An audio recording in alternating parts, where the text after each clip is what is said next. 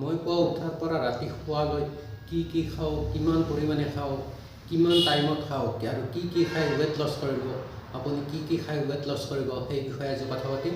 নমস্কাৰ, মই শ্ৰী বিজয় ৰাজবংশী, ফাৰ্মাচিষ্ট। আপোনালোক সকলোকে মোৰ চেনেল হেল্থ উইথ বিজয়লৈ স্বাগতম জনাইছোঁ।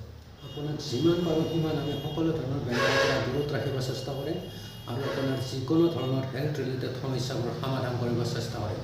সেইকাৰণে এই হেল্থ ৰিলেটেড ভিডিঅ'সমূহ পাই থাকিবলৈ এই চেনেলটো ছাবস্ক্ৰাইব কৰিবলৈ নাপাহৰিব। বলক আমি মেইন টপিকলৈ আগবাঢ়োঁ। যিসকলে মোৰ পাৰ্ট 1 ভিডিঅ'টো চোৱা নাই সেইসকলে পাৰ্ট 1 ভিডিঅ'টো চাই ল'ব। সেই ভিডিঅ'টোত আপোনাক পুৱা সোনকালে উঠা আৰু ৰাতি সোনকালে শোৱাৰ কথা কোৱা হৈছিল। যিসকলে পুৱা সোনকালে উঠিছে আৰু খোজকাঢ়িব গৈছে সেইসকলে কমেণ্ট জনাব, এটা কমেণ্টত জনাব। মই হ'লে এই 4 মাহ আগত যিমান ঠাণ্ডা আছিল তাতেই পুৱা সোনকালে উঠি খোজকাঢ়িব গৈছিলোঁ। যিখিনি টাইমত ৰাতিপুৱা একেবাৰে লেপ কম্বলৰ পৰা ভৰি হাত ওলাব নোৱাৰি, ইমান ঠাণ্ডা লাগে, সেই টাইমতে মই পুৱা খোজকাঢ়িব গৈছিলোঁ। আপুনিও পাৰিব, লাহে লাহে চেষ্টা কৰক। মই এই ভিডিঅ'টোত যিখিনি কথা কওঁ আপুনি যদি সেই কথাবোৰ ফ'ল' কৰে, মই গেৰাণ্টি দি কৈছোঁ আপোনাক বেমাৰে পটকৈ চুব নোৱাৰে।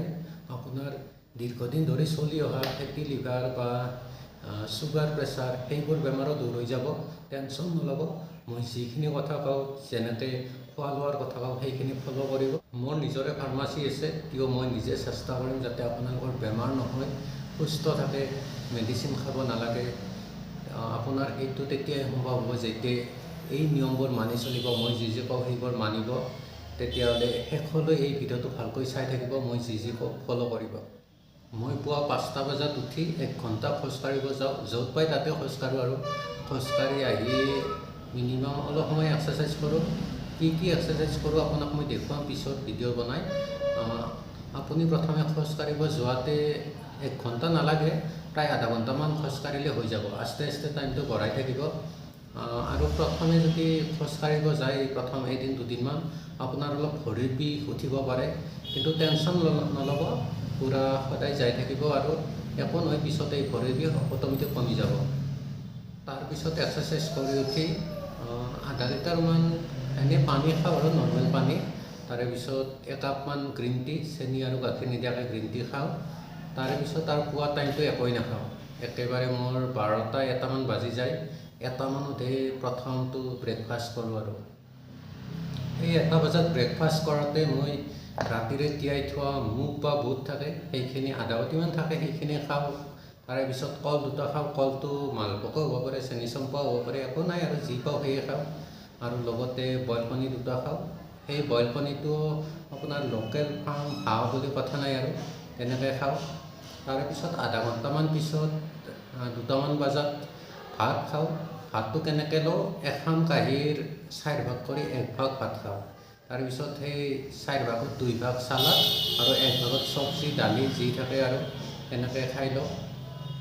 তেনেকৈ এটা বেলেঞ্চ ডাইট কৰি খোৱা যায়, য'ত ফাইবাৰ থাকে, প্ৰ'টিন, কাৰ্বহাইড্ৰেট, ফেটছো থাকে।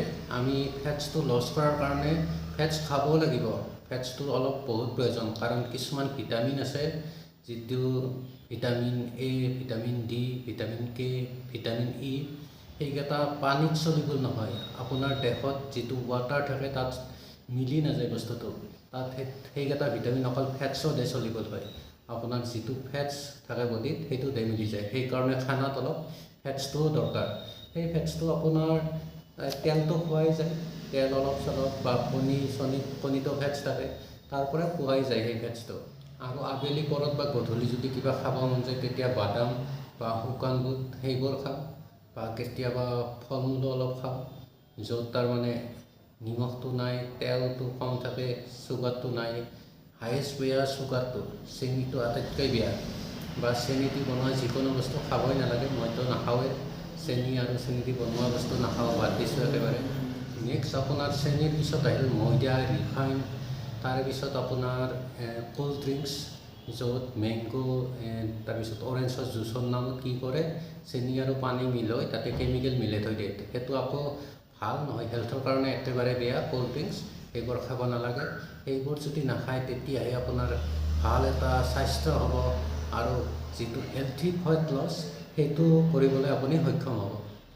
নেক্সট ৰাতিৰ ভাতটো মোৰ 8টা বা 8:30টাৰ ভিতৰত হৈ যায়, য'ত দুপৰীয়াৰ দৰে ছেম বেলেঞ্চ থাকে একেবাৰে। আপোনাৰ প্ৰটিন কাৰ্বহাইড্ৰেট ফাইবাৰ চৰ্বি যিমান পৰিমাণে থাকিব লাগে সিমান পৰিমাণে লৈ লওক। আপোনাৰ প্ৰটিন হিচাপে আপুনি চয়াবিন খাব পাৰে, মাছ মাংস যোনে যি খায়, পনীৰ মাছৰুম ৰাজমাহ এনেকুৱা খাব পাৰে। চালাডটো লাগে। তাৰে পিছত আপোনাৰ ভাতটো অলপ ল'ব, লগতে দালি আৰু চব্জি অলপ ল'ব। তেনেকৈ ৰাতিৰ ভাতটো ময়ো খাওঁ আৰু আপোনালোকেও খাব চেষ্টা কৰিব। আপোনালোকে পাৰিলে ৰাতি যিমান সোনকাল পাৰে 6টা-7টাতে ভাতটো খাব চেষ্টা কৰিব। তেতিয়া পুৱা আৰু আপুনি অলপ জলদি ভাতটো খাব পাৰিব, মানে 10টা-11টা মানত ভাতটো খাব পাৰিব। মোৰ গধূলি টাইমটো সিমান নিমিলে, সেই টাইমটো নিমিলাৰ কাৰণে 8টা বা 8:30 মানত খোৱা যায়। আৰু বহুত কথা আছে আপোনাৰ লগত কথা পাতিম, কিন্তু এইটো ভিডিঅ' বহুত দীঘল হয় কাৰণে এইটো ভিডিঅ'ত ইমানখিনিয়ে কৰিলোঁ। বাকী আৰু আপুনি পুৱাৰ পৰা ৰাতিলৈ কেনেকৈ খাব, পানীটো কেনেকৈ খাব লাগিব, সেইটো আপুনি নেক্সট ভিডিঅ'ত কথা পাতিম। আজিলৈ ইমানেই।